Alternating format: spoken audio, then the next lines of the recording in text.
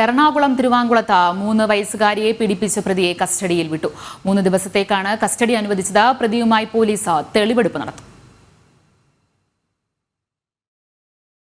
അമ്മ പുഴയിലെറിഞ്ഞു കൊലപ്പെടുത്തിയ 3 വയസ്സുകാരിയെ പീഡിപ്പിച്ച കേസിലാണ് പ്രതിയെ കസ്റ്റഡിയിൽ വിട്ടത്.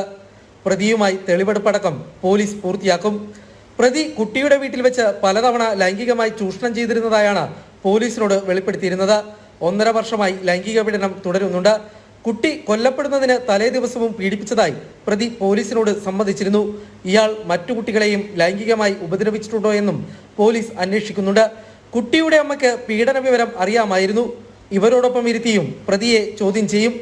3 ദിവസത്തേക്കാണ് കോലഞ്ചേരി മജിസ്ട്രേറ്റ് കോടതി പ്രതിയെ കസ്റ്റഡിയിൽ വിട്ടത്. കുട്ടിയുടെ പിതാവിന്റെ സഹോദരനാണ് പ്രതി. അതേസമയം കുട്ടിയെ കൊലപ്പെടുത്തിയ കേസിൽ അമ്മയെ പോലീസ് ചോദ്യം ചെയ്തു വരികയാണ്. കുട്ടിയെ പിതൃ സഹോദരൻ തന്നെ ഉപദ്രവിക്കുന്ന സാഹചര്യത്തിൽ കുട്ടിയെ സംരക്ഷിക്കാൻ കഴിയാത്തതിനാലാണോ കൊലപാതകം നടത്തിയതെന്ന കാര്യവും പോലീസ് പരിശോധിക്കുന്നുണ്ട്. ജനം, കൊച്ചി.